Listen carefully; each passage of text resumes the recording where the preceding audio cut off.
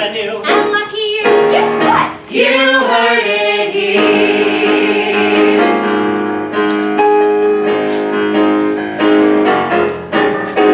Someday you might have to pay $100 when we're on Waikiki. That's right, nothing just to know you're getting us so damn near close to free. So for now, just enjoy our little show when we bow. We applaud us so we know that we kept you conscious for at least an hour. Or at least we didn't suck so bad you had to take a shower. But I think we're starting to fear. The point is this, hug, hug, kiss, kiss, it's time. You heard it here. So now that you've met us before this number's through, we'll show you the myriad things we can do.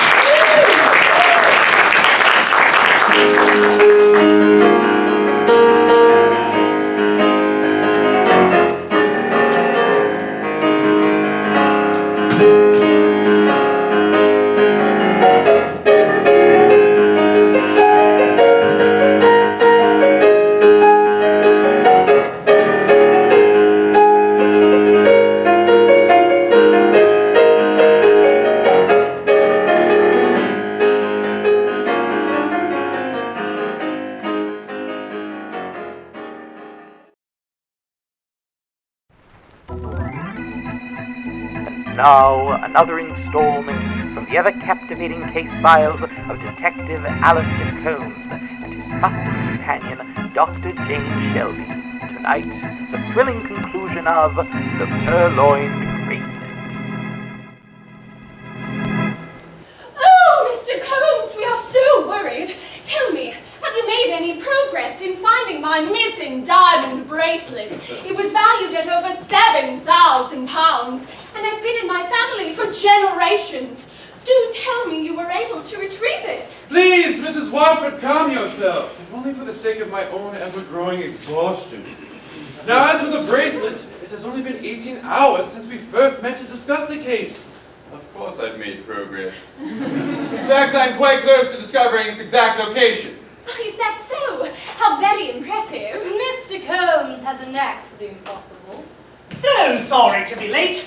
Work kept me a bit long. Don't know how Mr. Cromley manages to take such long lunch breaks. The work keeps piling up, but I do enjoy it. I imagine I'd see my Mallory far more if I didn't love banking so much. My God, he's worse than she is. Stanley, Mr. Combs has just informed me that he knows where the bracelet is. Almost. I have one or two theories I must follow up on before I make any definitive statements regarding the bracelet's whereabouts. Well, that's delightful. Call for a celebration. How about it, dear? Celebratory brandy? No, dear, thank you. One for you, Combs, or your companion? I'd better not. Under most circumstances, I take anything from you, Mr. Watford, but I want to keep my senses keen for this particular review. Just me then, I suppose. Bottoms up. Found in one day. I must say, Mr. Combs, you are a wonder. Just like that. Shut up! Say his name! Oh, you bit of a rivalry then. Copyright infringement, actually, but never mind you about that. The bracelet, Combs, you said you nearly found it. Yes, well, I haven't found it yet, but it was really quite obvious. On second thought, Mr. Watford, I do think I'll have that brandy, thank you. The answer has been staring at us in the face for some time. Alistair, for God's sake! Sorry about that, Nervous Dick. I hesitate what for. No, don't trouble yourself. I'll likely break that one too. Right then, just me, I suppose. Bottoms up. A bracelet, Alistair, you said you nearly found it. Yes, Doctor. As usual, you see, but you fail to observe. Hold on just a bit, she's even a doctor. Psychiatrist, so not a real doctor, but I suppose she can write prescriptions for the medicine. It's uncanny. Do you also live at Baker Street? We live in Shaftesbury Avenue. May we please continue? Yes, of course. Terribly sorry. I am now able to reveal with certainty the location of the bracelet. You are? But only a moment ago you were following up on a few theories. Mr. Watford, you and your wife have already given me all the information I need. Well, splendid. That's splendid, isn't that splendid, darling? Splendid. The reason Mrs. Watford doesn't share in your jubilation, Mr. Watford, is she already knows the location of the bracelet. Isn't that right, Mrs. Watford? Ridiculous. Why would I have hired a detective if I knew where... Of course. Why hire a detective? Unless you're trying to hide the fact that you were complicit in the bracelet's disappearance. What on earth are you going on about, Mr. Combs? As you are aware, Mr. Watford, you gave us private access to your private safe and bank ledger for investigation. You also gave us a pristine new key so we may investigate the ins and outs of your home for burglary. Little did you know how valuable these would prove. But the value only meets us halfway to the answer. It was you, Mr. Watford, you and your wife, who gave me the final details needed to piece the puzzle together. The bracelet is in a pawn shop in Merrow Street. But how can you be sure? Simple, Doctor. I'll explain it all at the pawn shop. Shall we take a trip down there now? No! I don't think Mrs. Watford would like that. You see, the proprietor would recognize her. She was there just last week. Preposterous. Is it? Only moments ago, you'd spoken of the bracelet as if it was gone beyond retrieving. It had been in the family for years. It was valued at over £7,000. As if you knew you'd never see it again. And there's another telling remark, referring to the bracelet's value. If it had been in the family for so long, when would it have last been appraised but by a pawn shop clerk? That's all well and good, but I don't understand why you assume Mallory would do such a thing. Of course you don't. It could have easily been a burglar. Well, that's unlikely, as there's no evidence of burglary. And the locks on your door, like the key you gave me and Dr. Shelby, are a particularly new model, probably installed within the last month. So any burglar good enough to get through that lock would have quickly noted there are far more valuable items to nick here than the bracelet. Only a novice goes directly to the woman's jewelry cupboard. I'm always slightly put off by the extent of your criminal expertise, Combs. Know your enemy, know yourself, Shelby. Bone up on your Sun Tzu. Where was I? Ah, yes, the locks! Well, this excludes burglary, but still doesn't tell us why Mrs. Watford is the obvious culprit here. What motive does she have for selling a precious family heirloom? None. None at all. None except the baby! What? Yes. It's been 3 weeks now, I suppose. Oh, congratulations. How could you know a thing like that? When we first met last night, Mrs. Watford had mentioned she'd been feeling ill. She also refused the celebratory brandy only moments ago. Her clothes are fitting rather snugly, indicating she's been putting on a bit of weight, particularly in the hips and bust. Then, there's the calendar. I noted that you crossed off the days as you progress through the months on the calendar. All the X's are neat and precise, not unlike Mrs. Watford here. All except two. 2 Tuesdays ago, Mrs. Watford had something weighing on her mind. This was no small event, as it preoccupied her all day, such that she forgot to cross off the days on the calendar. Realizing this on Wednesday, she hurriedly slashed 2 sloppy X's. Yes, up the duff 3 weeks now, give or take a day or two. When the brandy went smashing against the wall, Mrs. Watford, your hand went reflexively to your stomach, indicating that in a moment of distress, your first thought is your unborn child. Very maternal. The locks are symptomatic of nesting, in which expectant mothers prepare their dwellings for the pitter-patter of little feet. Everything must be safe and secure. While we're on the topic of security, is little Stanley Jr.'s future secure? Certainly not with Mr. Watford's salary, according to his bank ledger. Certainly not with the meager savings he's accrued in his private safe. And most certainly not without the promotion he was just passed up for. I never mentioned anything about it. You didn't have to, Mr. Watford. It was perfectly clear by your recurrent tardiness to these meetings. Yesterday you were 6 minutes late and excused yourself, lamenting the fact that the bank had kept you long. Today you were close to being on time and gladly volunteered enthusiasm for your work. Yesterday you thought a promotion was imminent. You saw your position for what it was worth. Today, stuck in the mire of mortgages and stocks for the most foreseeable future, you put yourself at ease with the idea of enjoying working at a bank. Did it ever occur to you that I might actually like my job? Oh, please, you're a glorified abacus. Now back to Mrs. Watford. She knew you weren't getting a promotion long ago. She's been having an affair with your boss. She has. Yes, isn't it obvious? Notice her distance from her husband, not to mention the blinds are drawn, indicating she wanted to shield something here from the casual observer. The servant's entrance is unlocked, so someone's been coming and going secretly. And finally, there's the smoking gun. The cufflinks on the kitchen table. Far too expensive for Mr. Watford's salary, but still bland enough to belong to someone as boring as a banker. And what are the initials here? C. Didn't you say your boss's name was Cromley? Yes. Clearly the child is not yours, Mr. Watford, but your boss's. And this is probably why Mrs. Watford kept it from you for so long. She needed time to arrange and carry out a plan. So she approached your boss, but a donation was far too suspicious. And a promotion for her husband was out of the question. You really must be a terrible banker, Stephanie. So what to do? Very simple. She would pawn her priceless bracelet off at the pawn shop, and he would buy it back, returning her at the next rendezvous. But why go through all that hassle? Not to mention the considerable markup most pawn shops apply to their goods. Unless, of course, Mr. Cromley knew the pawn shop owner. Friend? School chum? Brother? Yes, indeed. I just so happen to know there is one pawn shop in London, in Merrow Street, belonging to a Thomas Cromley. I believe you'll find your bracelet there. But it isn't true, Mr. Combs. Denial's the first step, Mrs. Watford. No, it isn't true. I'm not expecting. And I've never met Stanley's boss. And there certainly wasn't any talk of a promotion at the bank. And I was ill because I am recovering from a stomach bug. We heard about your perfectionism, how health and cleanliness was so important to you. We decided not to tell you about Mallory's stomach because we thought the fear of contracting an illness might keep you from taking the case. That's why I put my hand to my stomach before. I was trying to hide a cramp. I was sure it was a baby. And I've been working late because I bought these cufflinks for Mallory's father. Her maiden name is Caraway. You were right about them being a bit out of my price range, though. I've been taking on extra accounts at the bank to make up the difference.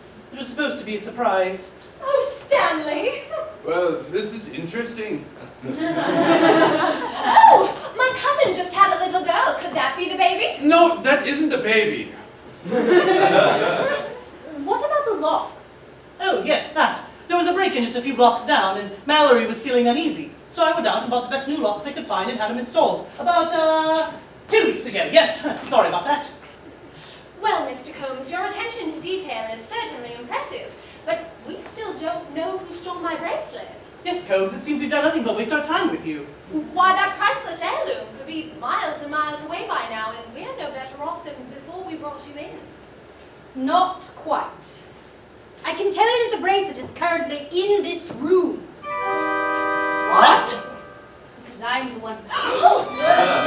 But Jane, you've been my assistant on every case I've ever worked. Yes, Alistair, and you're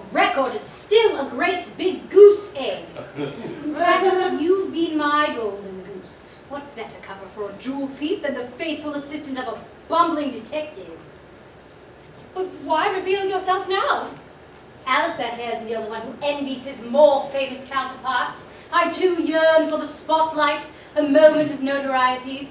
I don't ask to be Jack the Ripper, but now that I have all the money and jewels a woman could wish for, is getting just one of my crimes in the paper so much to ask? So, you're going to murder us all? She can't. I happen to know her gun only has one bullet. This is true. I only carry one bullet. But why? For the thrill of the challenge. One bullet, one shot. No second chances. So, who should this one shot be used on tonight? You, Mr. Watford! No threat to me.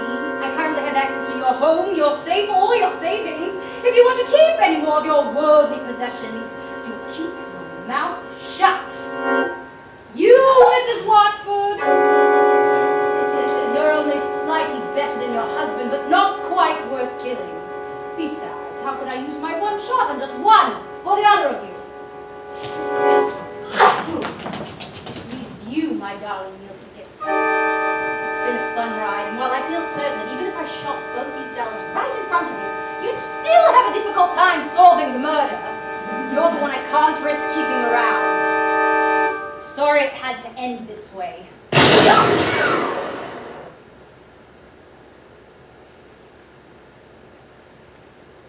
Wow! Neither of you can get anything correct, can you?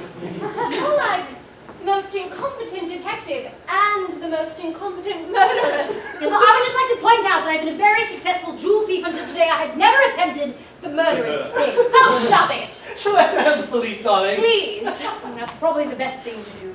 My bracelet, please. Right. Another case cracked in the cracked case book of Alistair Combs.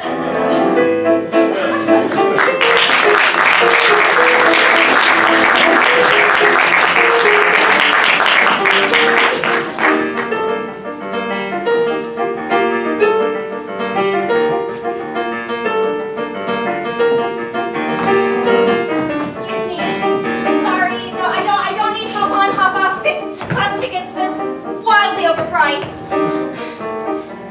I gave it 1 year, 12 months here in New York, and after 8 I'm heading home. My second day here, I lost my Metro card, still I resist here to roam. From 5 each morning to 10 every night, to pay for one tiny room. $1,000 a month for the clue of living with a pack of mice, to have my wallet stolen twice, ignored each morning, try as I might, to shirk the oncoming doom. From all the scorning that I tried to find, but screw it, 8 months in, I guess I blew it. All my friends tried to poo-poo it, still I thought I could go through it. I don't know if I can do it. Excuse me, miss, does this train go to 96th Street? No! The A runs express from 59th all the way to 125th. You need to take the C to get to 96th Street. And don't even think about taking the E if it comes first, because then you'll end up in Queens and...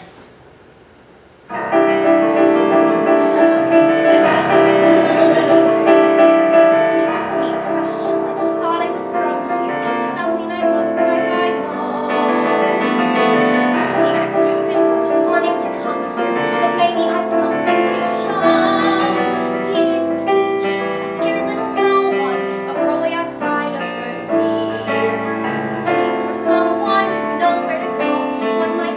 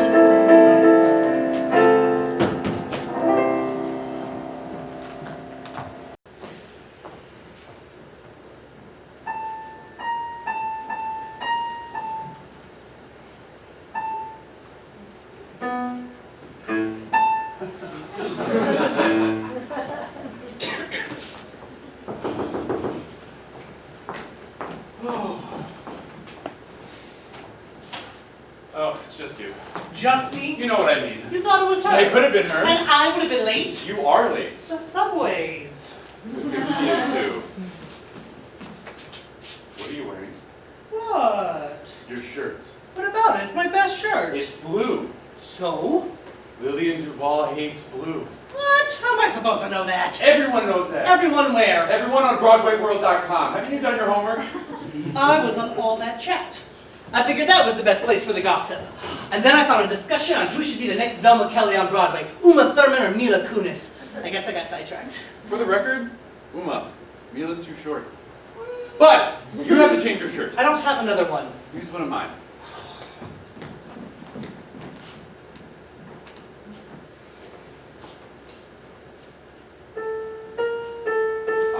Don't mention Lonnie Feldman. Her husband? Ex-husband. God, where have you been? Did he produce her last show though? You know how some couples think that by having a kid it's going to save their marriage? Well, they had that show. It was terrible. It closed in like a month. Ex-husband. So anyways, while we're waiting, I thought that I'd set up a nice little spread. Nothing much, but I made mango iced tea, Okay. sweetened by only frozen mangoes, and some cheese and crackers to go with it. You don't think that's a bit too much? One kind of cheese, one kind of cracker to nibble on, and this great prosciutto to go with it. She's a vegan and a card-carrying member of PETA. Okay, put it away. It's not like I've memorized the eating habits of every Broadway star. Legend! Broadway legend! Oh. Hello? It's Lillian! Come on up. Okay, no Blue, no Feldman, no meat. And don't mention Top Gun. She was in Top Gun? No, but don't mention it. 10 years from now, when we're accepting our third Tony Award, we're going to look back on the day that Lillian Duval came into my apartment and rehearsed our song. We're going to remember when I opened the door and she said, 55. 55 steps! yeah, it's a walk-up. I guess I've gotten used to it by now. Darlings, I've looked over your song, devoured it. I simply adore it. Your brilliance. Now, which one of you is music and which is lyrics? I'm Michael. Musical Michael. That's not funny. And I'm Daniel. Lyrics. Nothing funny about my name either. And you're both so brilliant and so young. I want to get to know everything there is to know about both of you. But I also want to get right into rehearsing the song. No, I don't. Yes, I do. No, I don't. Yes, I do. No, I don't. Yes, no. Would you like some tea? Yes, dearest. Thank you. Chamomile, not too hot, with a little lemon and a touch of honey for the throat. Oh, coming right up. Can I start by saying that it is an honor to have you here in my tiny abode. It's charming. It reminds me of when I was first roughing it in the theater back in, well, never mind when. Well, that's where I am now, both of us. So we are thrilled that you agreed to do our song. And I've been a big fan of yours since I was Careful. for a long time. Darling, I had no qualms about age. I'll be 65 next month. Will I? I'm joking. Don't laugh. Here we go. Your tea isn't quite ready. Be right back. Dumpling, while we wait, won't you play me a little of your song? Sure. Yeah.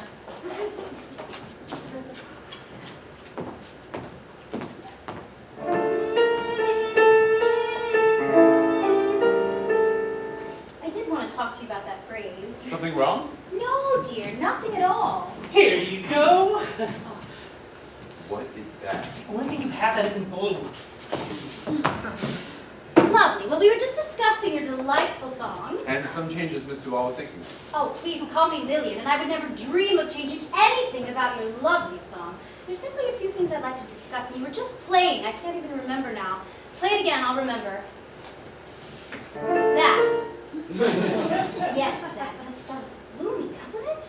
Well, it's about how nothing lasts forever. About when someone is gone, a lover, a husband. Yes, well, that doesn't always have to be gloomy. I just meant that when you lose something and you have to come to terms with not getting it back. Yes, darling, of course. Just a couple of things that I'd older, I'm sure that you will see. I guess that's fine. It's just that, well, my sight, at least my sight, isn't what it used to be. Anything you want. I don't question whether. I'm sure it will come together very soon. It's good from here to here, except these darlings have no fear, except just two small things, the lyrics and the tune. I'm joking, am I? Don't laugh. Oh, well, why don't we just dive into the meat of it and the tofu! yes, the tofu of it. Let's. Yeah. People and places from long, long ago, years I can see through the mist. Images, faces I once used to know, now hardly seem to exist. Picture a window, a kitchen, a fire. See how the details all fade. Pieces within, though they ought to retire, live on in everything else that they've made. Try to go back there and don't be afraid. But nothing lasts forever.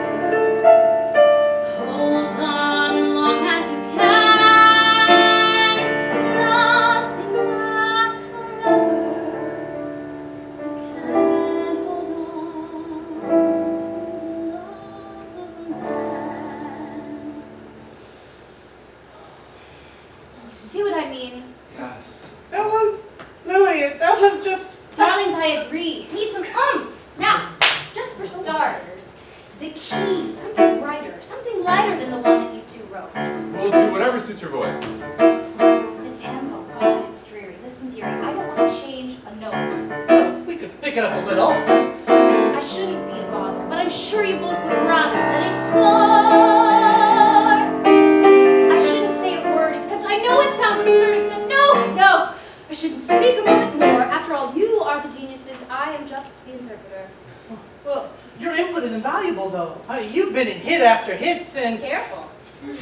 For a long time. Well, I'm so glad you brought it up. Don't you think this tune presents her as a sad old woman longing for things that have long since passed her by?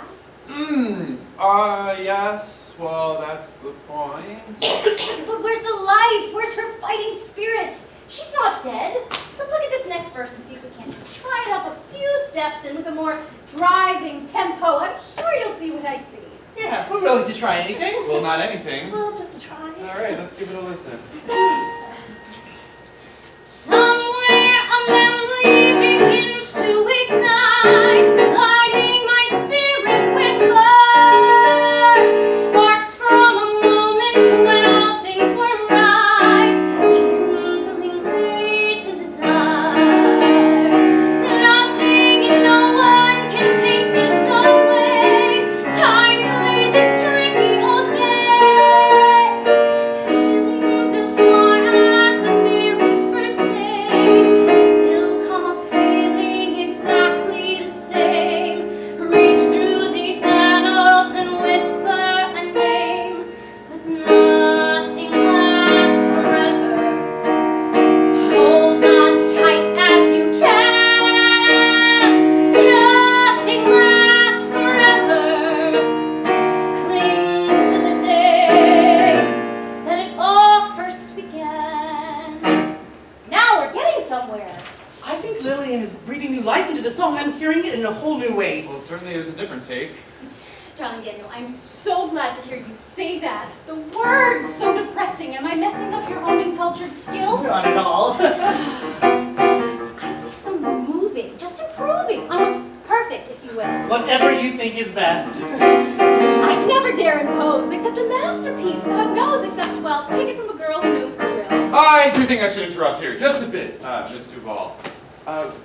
Let me start by saying we are thrilled to have you singing our song, and you brought us to tears just singing it in my living room. And these are the best lyrics, I think, Daniel has ever written. And he painstakingly went over them and tweaked them and polished them when you agreed to sing this song. And you're doing a beautiful job with the song as is. So With your input, it will only get better. I mean, let's look at the bridge. Nothing but self-pity, right? Michael, play it again. What if it went more like, you don't have to live in sadness just because the good times are gone. You can banish all the badness and let your life go on. That's the song you wrote. It's better. Now modulate, Michael. Let your life go on.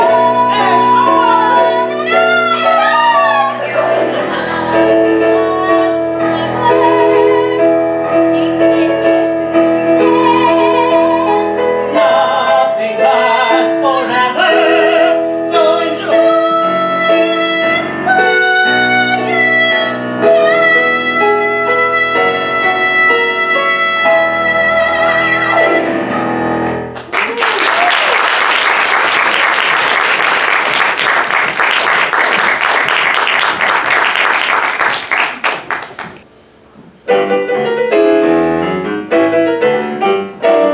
Okay, I'm coming here today to tell some jokes to all you folks the good old-fashioned way. But let us not delay one more moment of this play. We'll have a gas and laugh en masse the moment that I say, okay.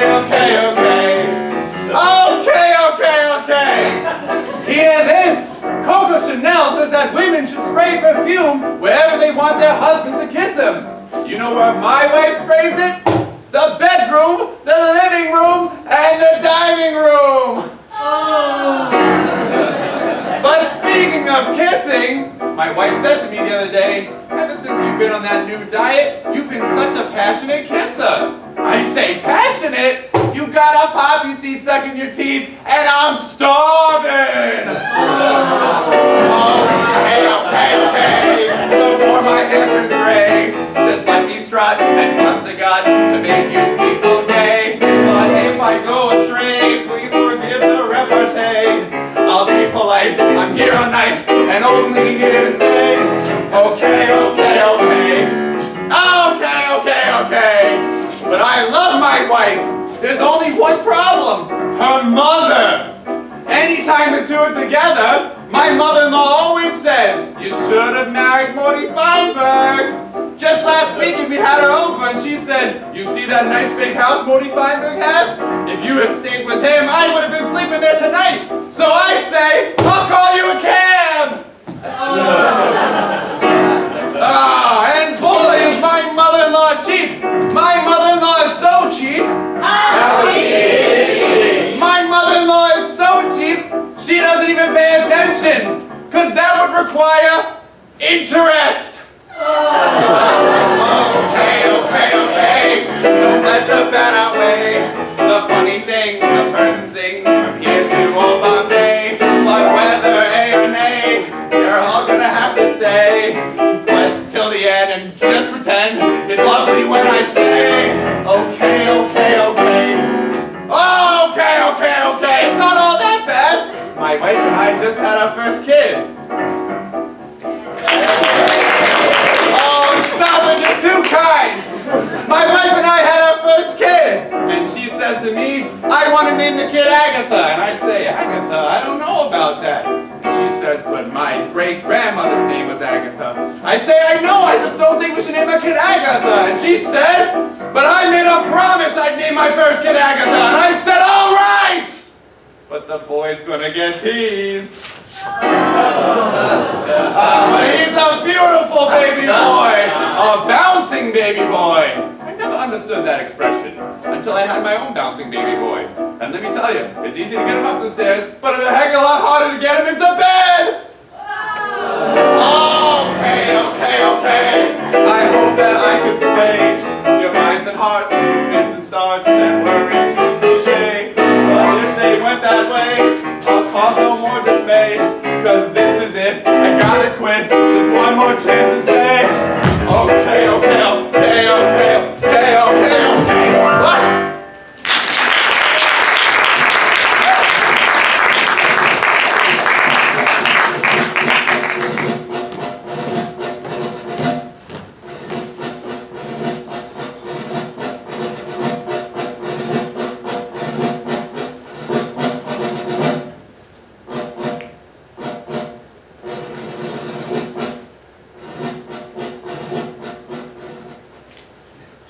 about this new general they brought in? General speaking, I heard he's a real hard-nose. Yeah, me too. The old general was firm but fair. Yeah, I'm gonna miss General Store.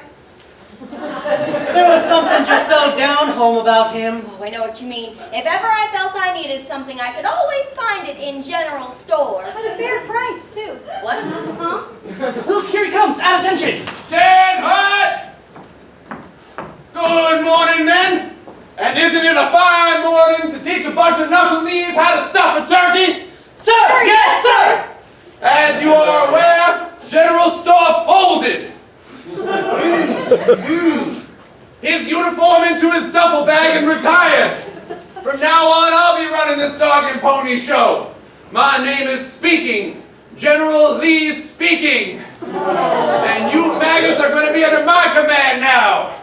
It is my understanding that Store ran things a little more lax than what I'm used to. A little, if you'll pardon the French, loosey-goosey.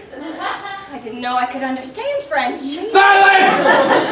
Now this is exactly the kind of, if you excuse the language, tomfoolery and shenanigans that will not be tolerated during my tenure here at Camp Payne. Now, I'll run a tight ship, and each one of you cadets is going to have to drop the hijinks and hooey. Now, we might as well get to know one another, so I know which name to scream when you ultimately disappoint me! As I said, I am General Lee Speaking. What about you, Private? What's your name? Private business, sir! I'm sure it is, but it should be public knowledge. Now I will not ask you again. What is your name? That is my name, sir! Funny business, private second class, sir! Oh, a comedian, eh? A regular Jimbaloosie, huh? Well, why don't you tell me this, funny man? Funny business, sir! That's it! You will not speak when spoken to, soldier! I don't want to hear a peep out of you! Do you understand? I said, do you understand? You are not to make a sound. Now answer me!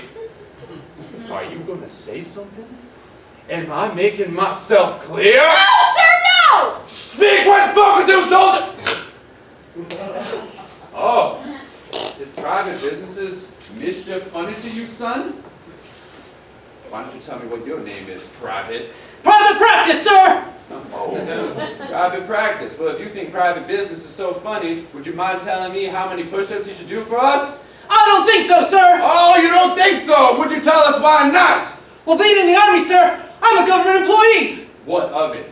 Well, I believe in free enterprise. I don't think the government should tell private business what to do. Well, dang it, you're opening trouble and give me 50! Get the helicopter up and stand at attention when I'm talking to you! Ah, there's one more I haven't met yet. Let me guess. You must be private investigator. What the hokey poke is his problem? Private investigator was his best friend, sir! We lost him last week. We also had to meet the gelato stand, sir, but this particular mall had 2 gelato stands, sir! Private investigator never met up with us before the battery on his phone died. I even texted him that morning. We waited and waited, but he didn't make it. My condolences. It's all right, sir. You didn't know, sir. I'm fine, sir. What is your name and rank, son? Private parts, sir. Slowly, that does it! Now, each one of you cadets, this is going to change from now on. I have brought with me new commanding officers to make you a bunch of dandelions into real soldiers. Now, you will answer to the same sergeant, but I thought this outfit could use a new captain. Get in here, Mike! Gentlemen, this is my captain. I thought it was our captain. What are you? Insubordinate or just plain stupid? Do I have to pick one, sir? Zip it! Now, as I said, this is your new captain, Michael R. Apton. Oh, Captain, my Captain! That's what I said, Blaine Daly! Privates! As I'm sure you've been told, there'll be some changes around here. The general here has brought me in to oversee you tumbleweeds in his absence. General Lee Speaking, he's not the easiest man to get along with, but we have found a working relationship. And and cake pops will as well, or you may as well ship up and shape out. I don't know how to ship up. Now, I've never thought about it before, but come to think of it, neither do I. I can't But stop think thinking about how to ship up. All right, you ship for brains. You will be retrained as I was trained, and learn the kinds of things that I learned when I was just a private. The two most important things a soldier can learn are what I learned from my superiors when I was no taller than you men are now. I learned honesty and integrity from Colonel F. Truth, and I learned teamwork from Major League. Wow. But you will also learn discipline. That's right, you jello-footed panda cubs. That's why my captain, has brought with him the most ruthless corporal that campaign has ever seen. It can't be. It couldn't be. It's a plain yes. Be taking direct orders from Corporal punishment!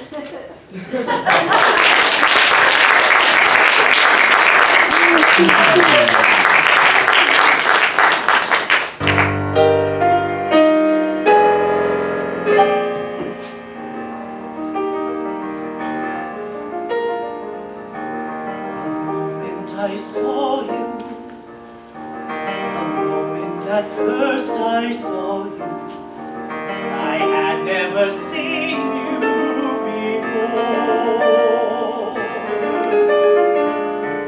But suddenly there were you, and suddenly here was I, gazing for the first time on something I could adore.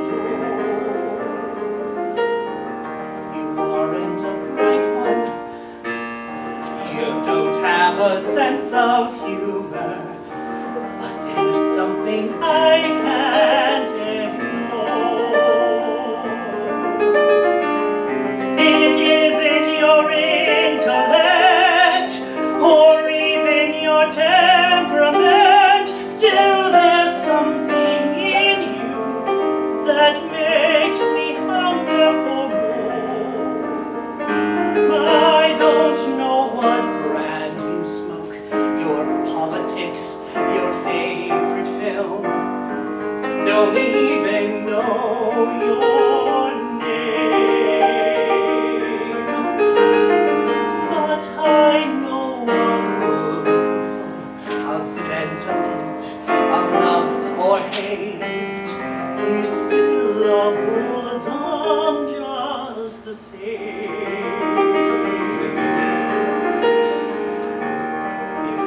I see you, if after a brief encounter, if I find your presence a bore, we may never meet again, but if I recall this night, I'll know. The moment I saw you, that first I saw you, I said, I beg that whore.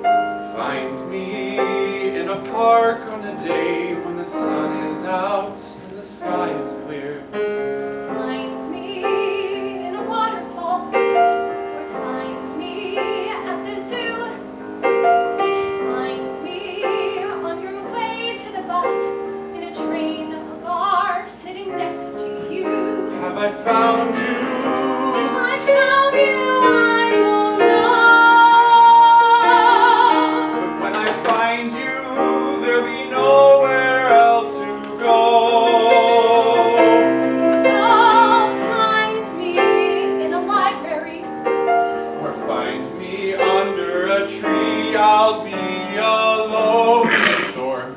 Won't you please take a risk? Find me.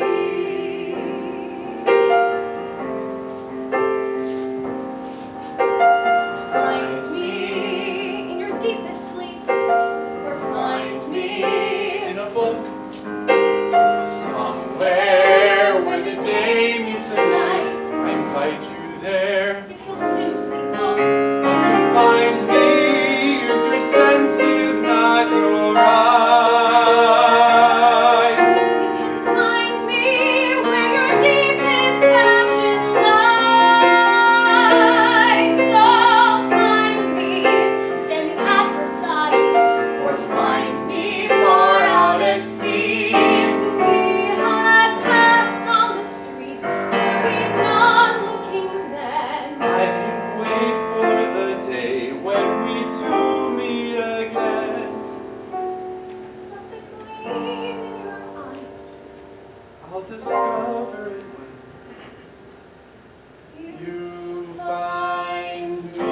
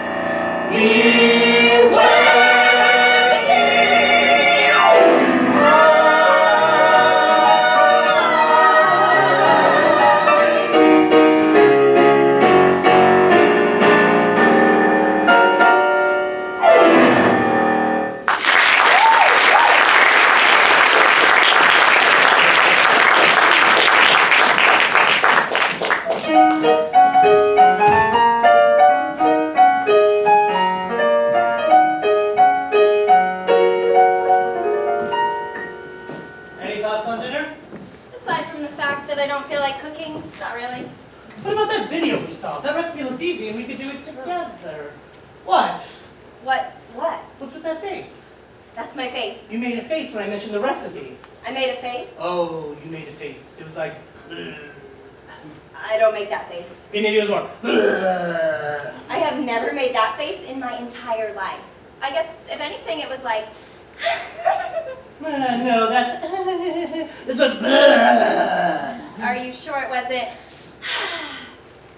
Okay, fine. Never mind. You didn't make a face. What was that face? That's my face. No, that was an alien face from Mars that flew down and abducted your face. You were all... Is that what they look like on Mars? You tell me, Martian man. Okay, first of all, we prefer extraterrestrials, and that is not what they look like on Mars. On Mars, they're like. Well, if that's what extraterrestrials from Mars look like, then I guess you're not from Mars because the face you made was definitely... You're thinking Neptunian. More like Uranus. Actually, it's Uranus. You're an ass. Whoa there, Rosemary's baby. What was that? You look possessed. What are you talking about? If you're gonna start throwing up everywhere, you have to let me know. I can't be around that. I will lose my lunch. Oh, speaking of lunch, there's that Thai place. We could go there for dinner. Meh. What's wrong with Thai food? Nothing's wrong with it. Then why did you go, no? I didn't. I just went meh. That's it. That's the nut you did before. I don't make that face. That face is all You you. think I'm just making up faces to make fun of you? Oh yeah, little miss. Oh, don't give me that, Mr. Okay, for the last time, it's like. Yes, you do. Easy, right? Not nearly as much. Nah. It's like, do you take Mrs. Nah to your awful later? Nah. Okay, Like, I'm oh, sorry. Nah. I'm forgetting. Nah. Nah.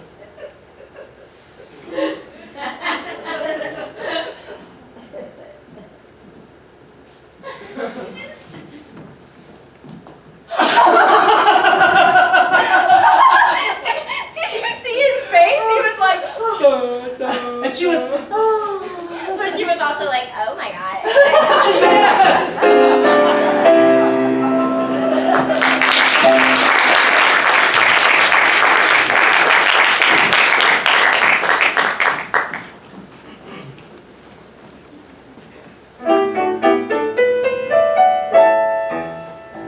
No longer does anyone come to the theater to see us. No longer do all of the gentle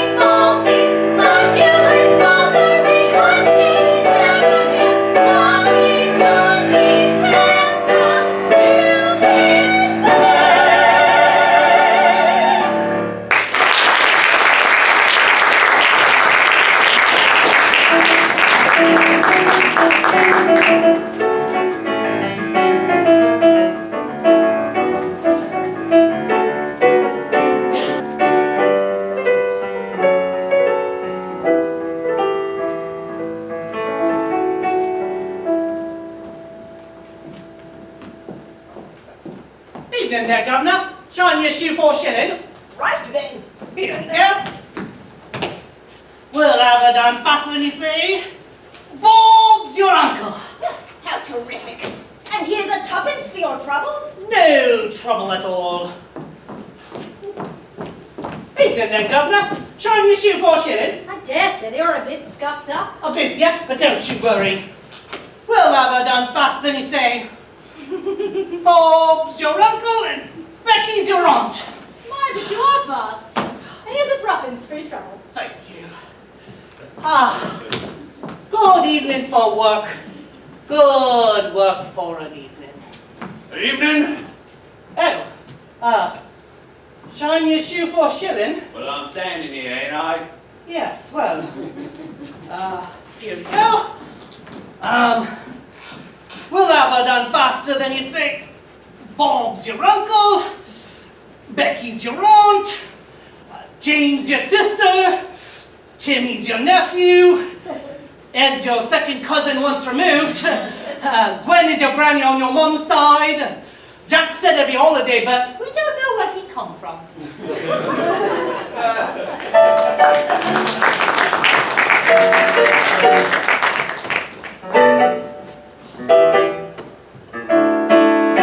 I've been a little bit lonely. I've been a little bit tossed about. I've been a little bit here and there and everywhere between. I've been a little bit achy. I've been a little bit down and out.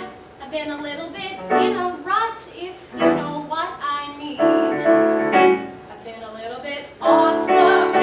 I've been a little bit soft sea breeze. I've been a little bit taking flight and more than slightly sweet. I've been a little bit crazy. I've been a little bit hard to please. I've been a little bit off the cuff, and that's been tough to beat.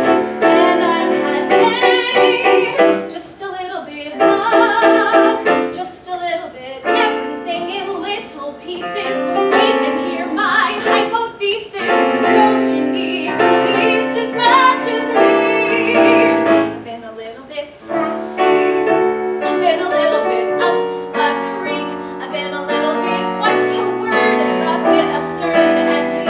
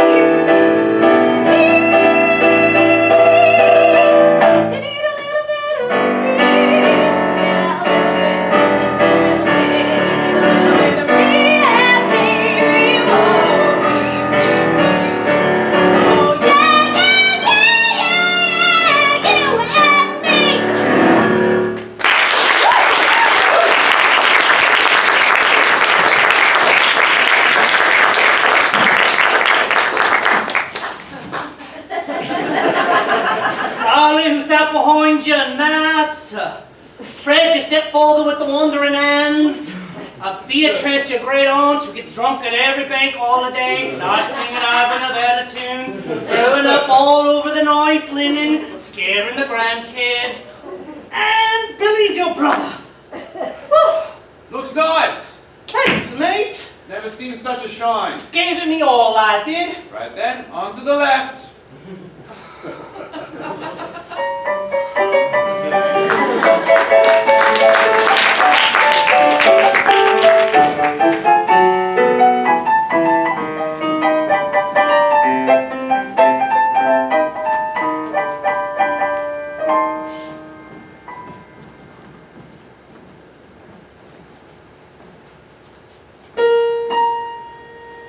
You've heard about the curious cat, so meddlesome and nosy that he never ever hid. It ultimately cooked his goose, such curiosity let loose, that heaven can forbid it. It came at quite an awful cost, but our poor kitten still got lost around among amid it.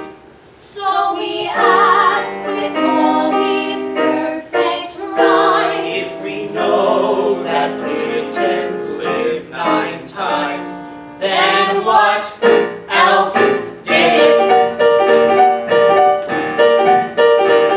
Well, first came Pear. Pear killed the cat. He simply cared too much for every whatnot, every witch, and every such and such. And if you care so undiscerning and your heart is loaded, as we'll very soon be learning, kitten just exploded. So Pear killed the cat, yes, Pear killed the cat, and curiosity killed the cat, and that was that. Then gluttony! Let me kill the cat. he ate till he was stuffed. But one bad tuna in the batch, Billy poor kitty stuffed. His next night brought a strange affliction. Catnip was his folly. Grew to more and more addiction. Acid, coke, and molly. So addiction, gluttony killed the cat. And he was also a fat cat. And curiosity killed the cat. And that was that.